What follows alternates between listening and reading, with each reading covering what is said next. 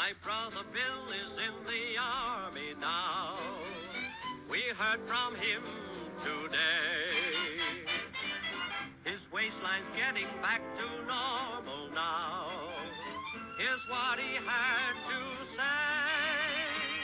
Ma, I miss your apple pie. Ma, I miss your stew. Ma. Hello and welcome to Always Remember World War II Through Veterans' Eyes. Episode 3, We're in the Army Now. During the 1990s, while serving as a teacher with the Department of Defense dependent schools in Bad Kreuznach, Germany, my young family and I visited many of the sites associated with World War II. The beaches of Normandy, where D-Day took place, the Ardennes Forest, where the Battle of the Bulge was waged, and the concentration camps of Dachau, Buchenwald, and Auschwitz. We realized just what was at stake in World War II when not only the survival of the United States, but of democracy and human rights throughout the world was in the balance. I began writing to veterans to thank them for their sacrifices. I also encouraged them to share their stories with me so that I could keep them alive, passing them on to the students I taught. For every letter I wrote, I received far more responses than expected, as veterans passed my letters on to their buddies and printed them in reunion newsletters.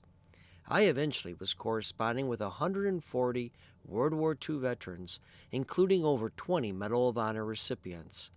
I had more material than I could ever use in class, so to keep my promise to them, I wrote Always Remember World War II Through Veterans' Eyes, which this series of podcasts is based upon.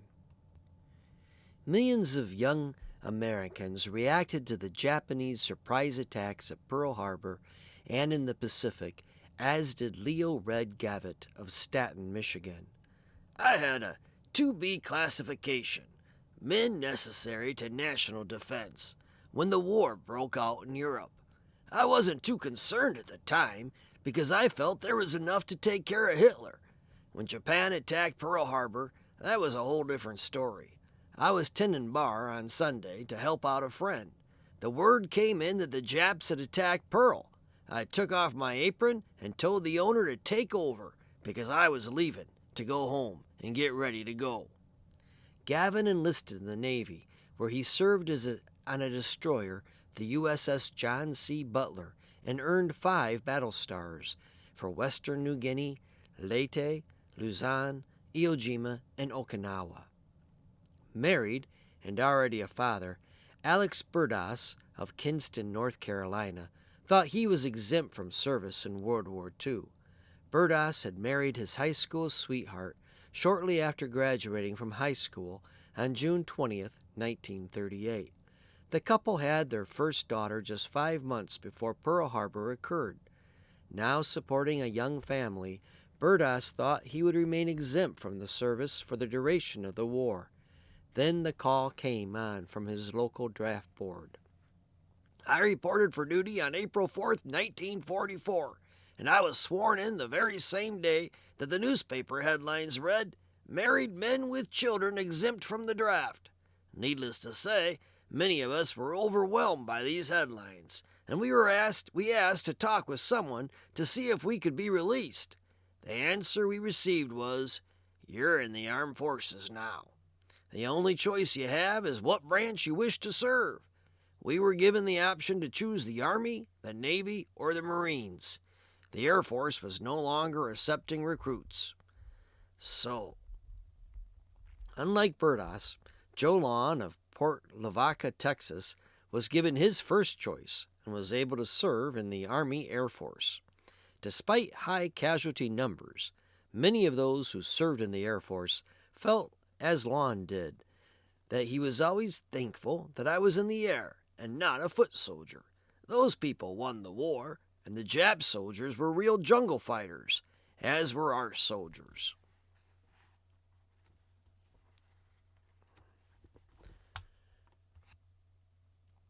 When Milburn Henke of Hutchinson, Minnesota, enlisted in the National Guard so that he could beat the draft, He could not have predicted that he would soon achieve fame as the first U.S. soldier to set foot on European soil. When the National Guard was inducted into the regular army in January 1941, Henke was shipped to Camp Claiborne, Louisiana, where he began 1 year's training with Company B of the 135th Infantry 34th Division. By January 15, 1942, the 135th, which was combined with the 133rd to make a full regiment, was deemed battle-ready and set sail for Belfast, North Ireland, on the English ship, the HMS Strathard. As the ship pulled out of New York Harbor, Henke recalled all the young GIs lined its deck to take one last look at the Statue of Liberty, which none of us had ever seen before. Other than fighting overcrowded quarters, seasickness, and trying to figure out how to exchange their American dollars for British pounds, it was an uneventful voyage until they reached Newfoundland. Their escort of 6 American destroyers and a couple of battleships changed there to 4 English corvettes. "Did we ever get nervous then? They had a run in with a German sub. A lot of depth charges were thrown out, but we never heard it hit or the sub get away. Not one in the convoy, though, was touched." After 11 days at sea, the HMS Strathard reached the harbor at Belfast, North Ireland, on the morning of January 26, 1942. A small ferry boat brought Henke and his company to dock. That was when things became strange. A colonel walked up to Henke's Lieutenant Springer and told him he wanted an enlisted man from Company B, 133rd Infantry. Because Henke was sitting close to Lieutenant Springer, he was told to go along with the colonel. As Henke followed the colonel towards the gangplank, he realized that this was no normal unloading. Private First Class Milburn Henke was about to become the first U.S. soldier to set foot on European soil in World War II. He asked me if I could talk to reporters, and I said, "I can if I have to." General Hartley was waiting there and shook my hand and said, "Let's go." I knew then that this was really going to be something different. As I reached the end of the gangplank, they began playing our national anthem. We stopped and we saluted. I then stepped off the gangplank and I shook hands with Prime Minister Churchill and representatives of the British government. Everything happened pretty fast after that. Lots of pictures were taken. I walked off the gangplank 6 times to satisfy photographers to get all the pictures they wanted. After all the hoopla, Henke joined the rest of his company at their billets. But a few days later, he was sent back to Belfast to be interviewed by John McVaney for the NBC Radio Broadcasting Network. Henke didn't mind being interviewed, especially since it gave him the opportunity to talk with his family and girlfriend. Henke's notoriety as the first American soldier on European soil continued during training. Henke was told by Lieutenant Springer that a reporter and photographer would be following him around at training and to allow them to take as many pictures as they wanted. They represented Look, Life, and the British Illustrated magazines. He was there all day and came back the next day. We had a pass to go into town and take pictures with the local people. All these pictures were published in the British magazine Illustrated for the week ending February 21st, 1942. After that, it was then back to normal, and the summer was spent in training. But Henke was called to London, England for a Navy Day broadcast in September. While there, he was introduced to the visiting First Lady Eleanor Roosevelt and to the Queen Mother Elizabeth. Henke took advantage of the opportunity to advocate for his fellow soldiers. I brought up about the GIs needing warm socks because of the cool English weather. Scheduled for a few more local radio broadcasts, Henke was able to spend some free time roaming around London. By the end of the year, the first U.S. soldier to set foot on European soil in World War II had returned to being just another infantryman training for the invasion into North Africa. Whether they were drafted or enlisted, the young men who went to fight in World War II were given approximately 12 weeks of basic training. Samuel Erlick of Cherry Hill, New Jersey, described the experience. Basic training consisted mainly of long hikes with combat packs or full packs, drills of marching lectures on different combat maneuvers, hand grenade and rifle qualification, compass and map reading, kitchen or latrine duty, and a final field tent week overnight in the woods. Physical training consisted of half-hour exercise daily and running an obstacle course. I thought I was in good shape at the age of 18. However, I started at 149 pounds and I got down to 139 pounds after basic. After joining the 104th Regiment, 26th Division, I entered a new phase of training, which pointed towards actual combat conditions. Rifle marksmanship and short field problems were emphasized. Learning to fire machine guns, Browning automatic rifles, rifle grenades, flamethrowers, and carbines were more interesting. Since I was classified as a rifleman, mortar and heavy machine guns were not part of my training, but handled by the men in the heavy weapons platoon. Our regiment moved to Tennessee maneuvers, east of Nashville, for 9 weeks of intensive combat problems. Maneuvers were rough, accompanied by rain and snow and mud, just like combat with no hot lead flying around. We marched through a blacked-out countryside, forded small streams, ate K rations, and slept in the mud. We wore bands of blue, and we fought against those who wore bands of red on their steel helmets. Umpires scored us on success or failure of our actions. After maneuvers ended, we talked and we rode to Fort Jackson, South Carolina, and we lived in tar paper hutments. At Fort Jackson, training centered around competition for the Expert Infantry Badge, a series of vigorous tests, obstacle and infiltration courses, military and weapons, proficiency examinations, foot races, physical exercises, and a 25-mile hike with a full pack at about 60 pounds. Designed to show superior achievement in carrying a $5 raise in pay for successful candidates. The other training was at Camp Shanks, New York, prior to shipping out overseas. Drills in physical hardening, abandoning ship, bayonet practice, intelligence training on processing of information, identification of enemy personnel, and aircraft spotting. I believe the training was adequate for combat. If you kept down and you were lucky, you just might survive. The assignments young recruits received were based on more than just how they performed in the field. Intelligence tests also played a role. Lloyd Huggins of Petersburg, Virginia, a former colonel in the Army, recalled infantry regiments, particularly rifle companies, as being comprised of the soldiers who were considered less influential, the least educated, and therefore the most expendable of our nation to do most of the suffering and dying. The practice continued, despite studies which revealed that the better educated had a greater chance for survival in combat arms. Colonel Huggins recalled the more technical services got the first pick of recruits, followed by the airborne divisions. The infantry was the last, he recalled. As an officer, Colonel Huggins found that some of his British counterparts could not understand how he got away with a system that did not treat all men equally. Apparently, the British system did. During training, or during the combat that followed, GIs often acquired nicknames of some sort. Clarence Taylor of Lebanon, Indiana, recalled how nicknames were bestowed upon soldiers.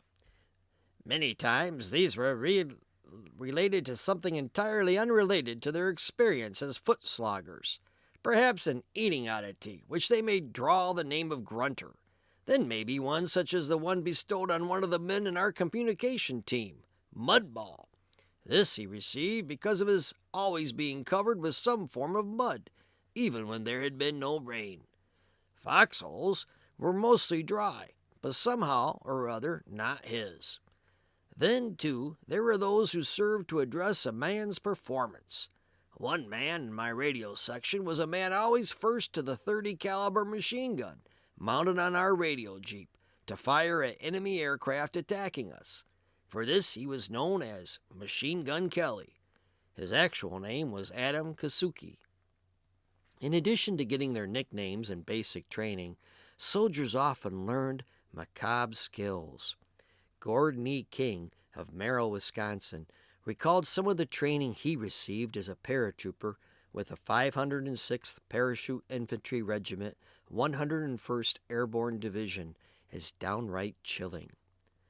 How to get a sentry with a piano wire, how to break his back with a blow from an entrenching tool, where to strike so he would die soundlessly, how to use your teeth, your thumbs, your knees on vital spots, to be sure to hold the trench knife close in front of you, thumbs up, cut and slash, how to break his arm and kill him with his own knife. Colonel Sen, commander of the regiment since its painful birth in the hills of Georgia, reminded us, "Y'all ain't going over there to die for your country. You're going over there to make that other SOB die for his." Basic training took place 24 hours a day, 6 days a week, with the only day off being Sunday. In basic training at Fort Benning, Georgia, Murray Shapiro of Chatsworth, California, was pretty disappointed when Sunday came and he went to the nearest town, Columbus, Georgia. He described Columbus, Georgia, in a letter written at the time, "A dead place. They have blue laws here which could close everything up on Sunday. One cannot even buy a Sunday paper. It must be bought on the previous Saturday." Arnold Dutch Nagel of Delphos, Ohio, volunteered for the newly formed parachute troop when he joined the Army in September of 1942 because of the extra $50 per month jump pay they offered. In addition, paratroopers received distinctive uniforms. He did his basic training at Camp Wheeler in Macon, Georgia, before going on to jump at Fort Benning, Georgia in January of 1943. The training for paratroopers was rigorous. After 3 days of calisthenics and jump training, we had to be able to run 5 miles and make 5 jumps in 5 days. In February of 1943, Nagel graduated from jump school and was assigned to Company C, 1st Squad, 1st Platoon, 505 of the 82nd Airborne Division at Fort Bragg, North Carolina. While there, Nagel participated in the first regimental mass air jump the U.S. Army ever conducted in March of 1943. The jump was marked by tragedy, as Nagel recalled. "One plane in the formation suddenly lost power, and it sliced through the troopers who had jumped in front of it, killing 3 troopers. A trooper had the chute cut off his back, but he pulled his reserve chute and he landed safely." The air jump training, that accident that Nagel witnessed, was far from unusual. Nearly 15,000 young men died in air training accidents without ever leaving the United States. When the paratroopers left Fort Bragg by train on April 20th, 1943, for Camp Edwards in Massachusetts, they were told to remove all identification from our uniforms and hide our boots under leggings so we would look like regular infantry. Less than a week after arriving at Fort Bragg, the 82nd became the first Airborne Division to serve on foreign soil when it boarded the USS Monterey on April 28, 1943, for North Africa. An estimated 200,000 American men and women served in World War II while being underage. This was despite the fact that the U.S. military only allowed people 18 and older to enlist without parental consent. Raymond E. Comroe of Durand, Wisconsin, became one of the youngest men to serve in World War II when he and his underage buddy quit school and altered their birth certificates so they could enlist at the young age of 16. Comroe was more motivated by necessity than patriotism. Comroe wiped away tears in a 1998 interview with me as he recalled his underage enlistment. "My mother couldn't afford us. My younger sister even went next door to rob the pantry of the neighbor to get us something to eat. I said, 'Mom, I can't put up with this anymore. I just wanted a roof over my head, and I thought I'd get some schooling in the Navy, too. Comro's divorce papers went along with their young son's ruse. His divorced parents went along with their young son's ruse, even signing his U.S. Navy enlistment papers. At that time, the U.S. government issued a $10,000 payment to parents if you were killed while in the military. Thus, being my parents were divorced, they would each receive $5,000 apiece, Comro explained. After a couple of weeks of training on the beaches of California, Comro found himself aboard a troop ship headed for the South Pacific.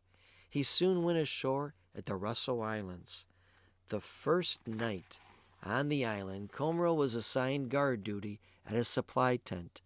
The pitch-dark night was soon lit up when the Japanese dropped a 500-pound bomb near the strip where Comro was standing guard. No one was killed in the explosion, but Comro was left wondering what he had gotten himself into. The next morning, Comro was still pretty shaken up, and he went to his commanding officer and told him that he was underage. He said, "Son, there aren't any ships going home or any military planes. We'll be here for some time, and if I could get you back home when you turn 17, you'd be sent right back to this outfit." He gave me a few days to think this matter over, and after that, he acted like a father to me and took me under his wing. The CO hooked Comro up with an ensign, who told Comro he had shown an aptitude for mechanics. The ensign asked Comro if he'd like to be a truck driver and assigned to a mechanic pool. Driving a truck sounded like a great idea to Comro, and he decided he no longer wanted to go home. Comro didn't want to be a dead hero, so he knew he had to grow up fast. Even though he was still just 16 years old, Comro felt like he was now a man. After being halfway around the world before you're 20 years old, seeing many things at government expense, learning how to kill or be killed, wash my own clothes, shine my own shoes, make my own bed, stay clean and neat, I felt like a man. Even though 50 years later, Comro still would occasionally wake up screaming from a nightmare, and he could still see the flash of those bombs, he never regretted leaving home early for the military. Joseph Knupp of Glen Ellen, Illinois, was also underage when he enlisted. Because his father was a farmer and needed his help on the farm, Knupp hadn't gone on to high school. When the war came along, I thought being in the Army would be more fun than being on the farm. Knupp's combat experience was much shorter than most World War II veterans.